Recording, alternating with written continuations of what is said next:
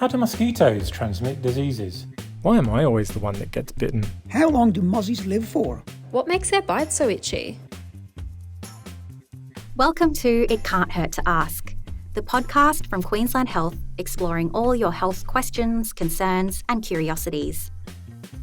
This season we've been looking at all things in my blood.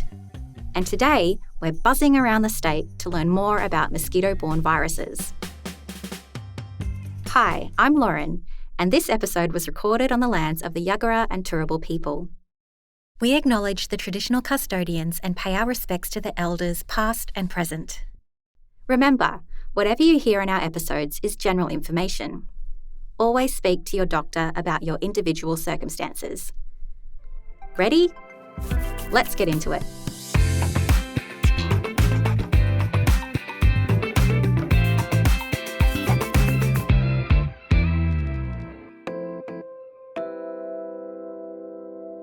Picture this. You're sitting outside, enjoying dinner with some friends or family. The air is warm, even as the sun sets. And then you hear it, or feel it, the faint buzz in your ear, that sudden itch on your arm or leg or ankle. A mosquito bite. A small flying insect that bites people and animals. Queensland is home to around 300 different types of mosquitoes, or mozzies as they're affectionately known. Most often, you might just get an annoying bite that's red or itchy for a little while, but these flying bloodsuckers can carry diseases you can catch if you're bitten by an infected mosquito. To learn more, let's meet our first expert. My name's Scott Lyons and I'm the Senior Medical Entomologist here at the Townsville Public Health Unit. I've been here in this role about 12 years. An entomologist is someone that works or studies insects of all types.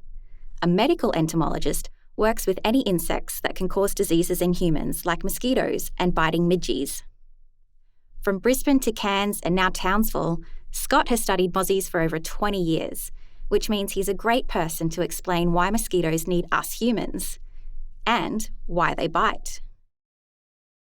So mosquito life cycle goes from an egg to a mosquito larvae, so they've got to live in water. And once they hatch out of the water, first thing they'll need to do is find a mate.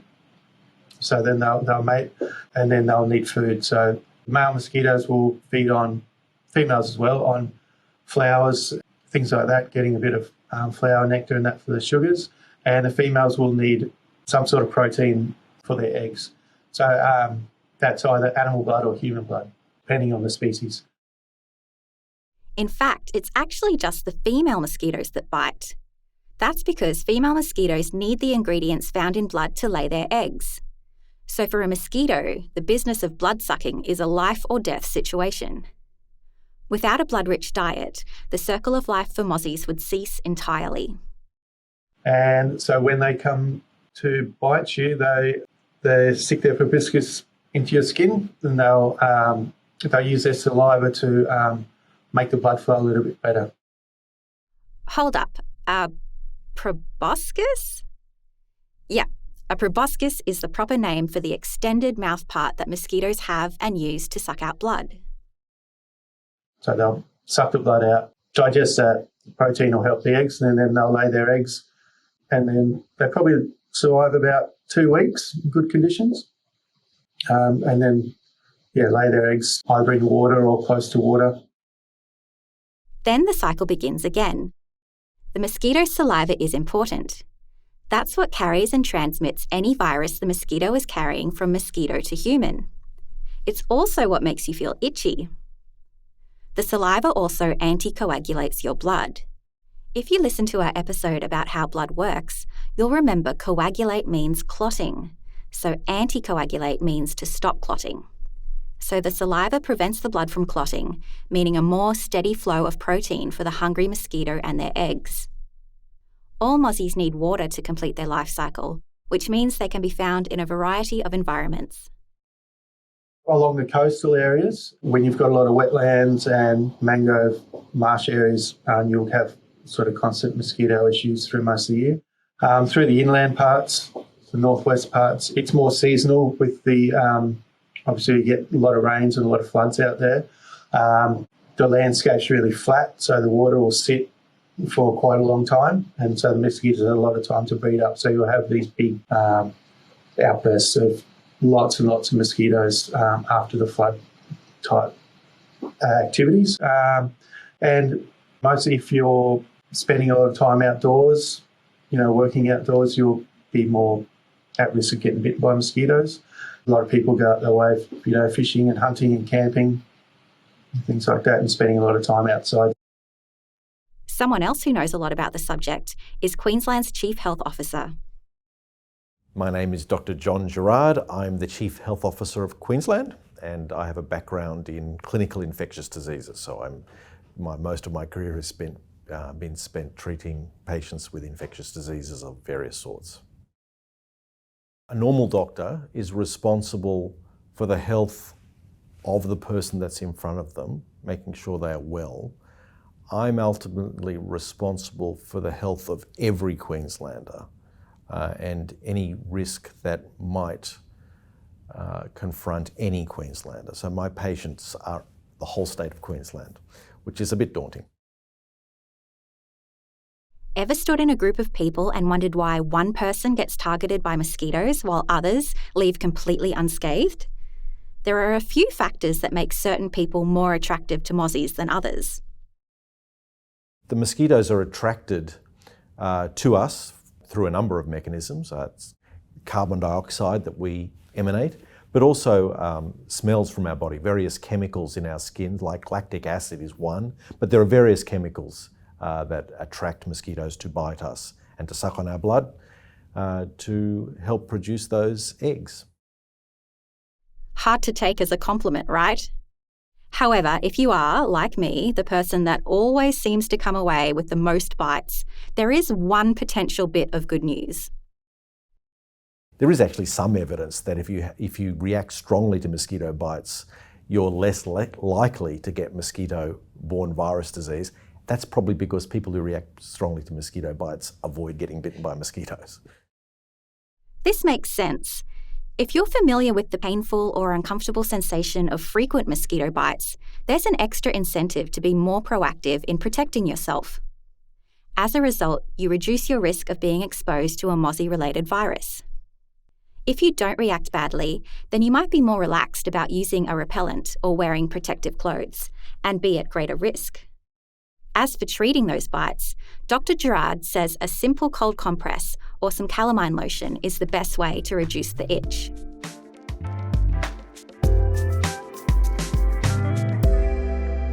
For a mosquito to transmit an infection, it has to have bitten an animal or human that is infected with a disease. Let's hear from Scott on this. Can't get spread by coughing or things like that, or touching people. Has to come from the blood. So the mosquito has to bite you, suck your blood out, and pick up a bit of that virus, and then it'll go. The virus will grow in the mosquito. Takes maybe between 4 and 7 days in the mosquito, and it goes up into their salivary glands. And then when they bite the next person, spit out the virus with the saliva into the other person's blood. Not all mosquitoes carry viruses, but there are a number of mosquito-borne viruses that we see in Australia. These include Ross River and Barmah forest virus, which are very similar to each other.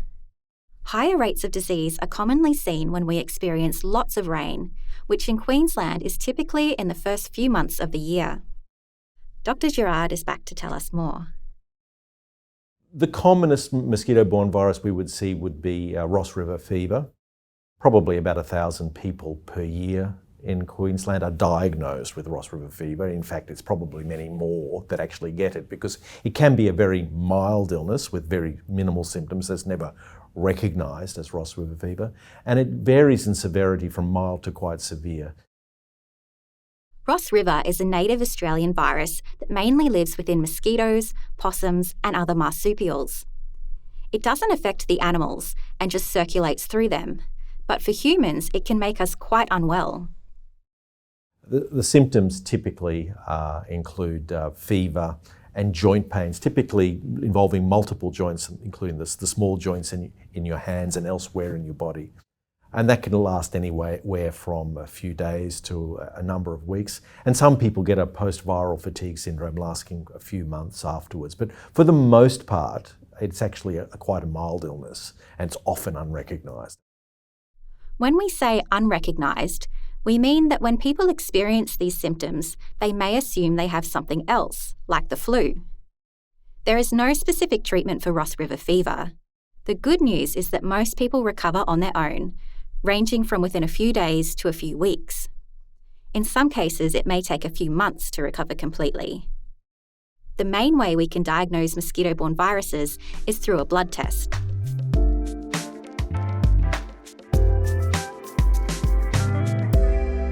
Japanese encephalitis virus, also known as JEV, is another mosquito-borne virus that we've heard in the headlines more recently.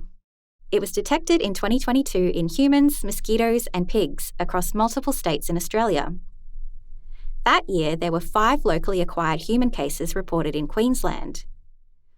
Before this, the last locally acquired case reported was in 1998 in far north Queensland. Japanese encephalitis is of concern because it can cause a much more serious illness than Ross River virus, including encephalitis, which it causes severe headache, sometimes with seizures, and sometimes leading to death. So it can be a very serious illness. JEV is only spread through the bite of a mosquito, so it can't be spread person to person. We know the virus can amplify in both wild pigs and domestic pigs, but it seems particularly in areas where there are domestic pigs that we have seen Japanese encephalitis virus. So that's particularly just west of the Divide and the Darling Downs area is where the biggest number of piggeries are. And it's not just people in immediate proximity to the piggeries, it's the whole region that can be affected. So we've been recommending that people who spend a lot of time outdoors in these areas receive vaccine against Japanese encephalitis and avoid getting bitten by mosquitoes, which is, that's clearly the single most important thing we can do to prevent mosquito-borne virus disease. Given the risk of these viruses to our health, there are public health programs designed to monitor and test mosquito activity. Let's go back to Scott, the medical entomologist in Townsville we met earlier, who's played a key role in one of the programs monitoring JEV activity in North Queensland. With a new virus, we need to learn how it reacts to our Australian mosquitoes and the population. The team started monitoring for JEV in November 2022, finishing their last round of trapping in June 2023. The idea is the Japanese encephalitis virus probably migrated from north of us. So it would have passed usually through migratory birds following floodwaters further south. So, whether it's moved through or it's gone through, it stays in other regions. It just stays in nature. It circles around wild birds, wild pigs, and things like that. It doesn't need the human hosts. The team end up covering thousands of kilometres driving as they travel town to town, setting up traps, making their way north towards the Northern Territory border. So we've got a team of 4 people here, and so we work in pairs, and we'll load the car with, we have about 10 traps, which are baited with carbon dioxide, which the mosquito thinks it's somebody or animal breathing with the carbon dioxide, and that attracts them into the trap, and it has a little fan inside it, and it sucks them into the container. And so we set them overnight and come and collect them the next day, and we'll do that for a couple of nights. And stay a few nights in each town and drive on to the next one. When they arrive in Brisbane, the mozzies are crunched up and tested for virus. This is done through a PCR test or a polymerase chain react test, which detects the presence of the genetic material of a particular virus. In the 2022-23 wet season, Scott and the team deployed 216 traps across North and Northwest Queensland. No Japanese encephalitis virus was detected. While the work is ongoing, we don't have to look far to see the impact these kinds of monitoring and programs have. The rates of dengue fever have been significantly reduced in North Queensland thanks to a similar program. It's considered one of the biggest advancements in the prevention of mosquito-borne disease, not just in Australia, but worldwide. In fact, Scott was involved in this one too. Another project or another thing that's happened over the last few years is the introduction of the Wolbachia bacteria, which we're working with the World Mosquito Program, where they introduce the Wolbachia bacteria into the mosquito, and that bacteria in the mosquito will stop the virus, dengue virus, living in the mosquito so they can't transmit it. So we've been working with them to, I guess, kind of just displace our wild type natural Australian mosquitoes with this new strain that has the bacteria in them. So the dengue mosquitoes in most of North Queensland now can't actually transmit dengue. Pretty impressive, right? Not all mosquitoes can carry all diseases, so certain species are associated with certain viruses or illnesses. So with dengue, there's only in Australia 2 species of mosquito that can carry it, the Aedes aegypti and Aedes albopictus, which is up in the Torres Strait area. It's not found on the mainland of Australia. So they're the only 2 mosquitoes that can transmit dengue. And that mosquito will only bite humans as well, so it won't bite any other animals.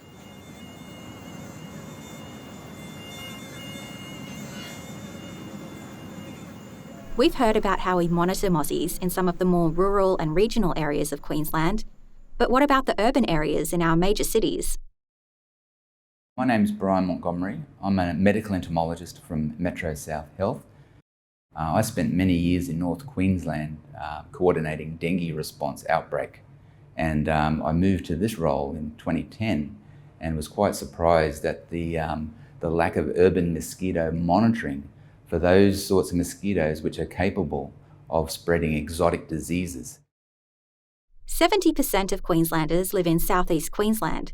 So if there were mosquitoes spreading diseases in these areas, that's a lot of people at risk. It was this realisation following the emergence of ZIKA in 2016 that led to Brian establishing the ZIKA Mozzie program at Metro South. When we say ZIKA mozzies, we're actually referring to 2 different types grouped together. The first is the dengue mosquito, Aedes aegypti, who we met before. The second is the Asian tiger mosquito, Aedes albopictus. With both these mosquitoes present around the state outside of the southeast Queensland area, a ZIKA outbreak would technically be possible. With 220 suburbs to cover in the Metro South area alone, Brian quickly realised he was going to need some help. ZIKA Mozzie calls on the community to get involved and help Brian and his team better understand which mozzies are buzzing round our gardens and if they're carrying diseases like ZIKA that pose a threat to our health. Volunteers like you, if you live in the area, collect the mosquitoes, and then the public health system counts, identifies and tests them. And it's simpler than you might expect. All you need is a bucket of water left outside and an egg collection kit that's posted to you once you sign up. Leave it for a couple of weeks and then post your results back to the team in a provided and prepaid Ziploc bag and envelope. So, setting up a trap is very simple. We put all the components in there and they're not complicated. A bit of blotting paper, paper tape for the mosquitoes to lay eggs on, a paper clip for you to put the tape on the side of your bucket, and a little bit of lucerne pellet, which is basically rabbit food. So over the process of 2 or even 3 weeks, while your bucket is forgotten in the background, the mosquito is smelling that and going there and hopefully laying some eggs there, so that after the 2 or 3 weeks, you will send in the tape, which is in the egg collection kit. Like many insects, the success of mosquitoes breeding depends on the weather and other environmental factors. Take a warm climate and a rainy season, and you have a perfect storm and a much bigger mozzie population. When it's dry, mozzies are very sneaky, with their eggs able to survive 6 to 12 months totally dry. Given there are mosquitoes in Australia, it's highly likely you'll get eggs in your trap. But what you or even Brian can't tell until further testing is whether they're the ZIKA mozzies. So what I do with it is I open up your envelope, and first thing I do is I look at it for eggs or not eggs. So no eggs go into one bundle, and the strips with eggs go into another bundle. So I thought, gee, it'd be nice if we had a way to actually have a fairly good estimate of how many eggs are at your place. So what we have developed here is a webcam, which gives a pretty good guess or estimate about how many eggs are on your strip. And then we pair that with the batch. So we put about 25 strips into one molecular screening test. So it's a very efficient way for us to look for the target species. That molecular test will see one egg in 5,000 of the local species. So far, the last 5 or 6 years, we've screened getting close to 500,000 eggs and have yet to find the ZIKA mozzies. Brian says results like this that find no presence are important because they show a refresh of absence, especially when we've seen the impact of these invasive ZIKA mosquitoes in other parts of the world, like America and Europe. It's an extremely concerning virus because most people won't know they have ZIKA. So what we say is it's asymptomatic, but what we saw in the Brazil context is that pregnant mothers that are infected with ZIKA run the risk of having either babies that die or have permanent brain damage by having these affected brains. So the motivation for me is to say, if we know it's invasive, we have to be looking more than once in a while. And the old style of looking for these mosquitoes would be that we'd have to get a whole collection of mosquito inspectors coming to your yard. Like the JEV detection program, the ZIKA Mozzie Seeker program can't represent the whole area, but it's hundreds more samples than we would normally have. And while we haven't had a broad-scale invasion yet, it drives home the importance of detecting any presence or disease in the early stages to increase the chances of eradicating it.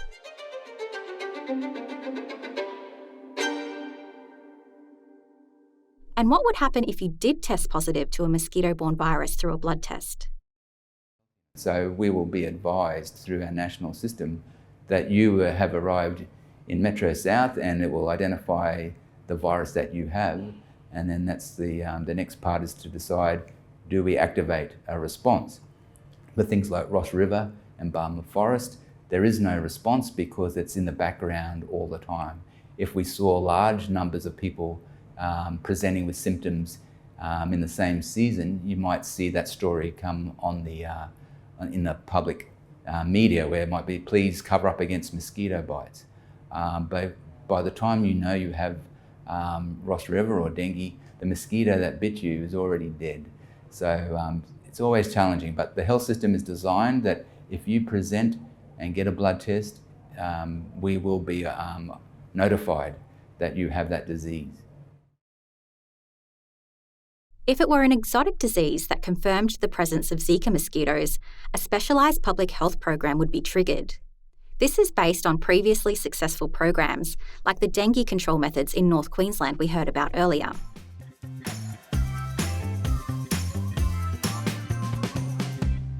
So how can you best protect yourself from mozzies when you're out and about? Check your backyard and make sure there's nothing holding water. If you're outdoors, mosquitoes are most active at dusk and dawn when it's not too hot or too cold for them. They're often attracted to dark clothing, so wearing loose-fitting, long-sleeved and light-coloured clothing can help.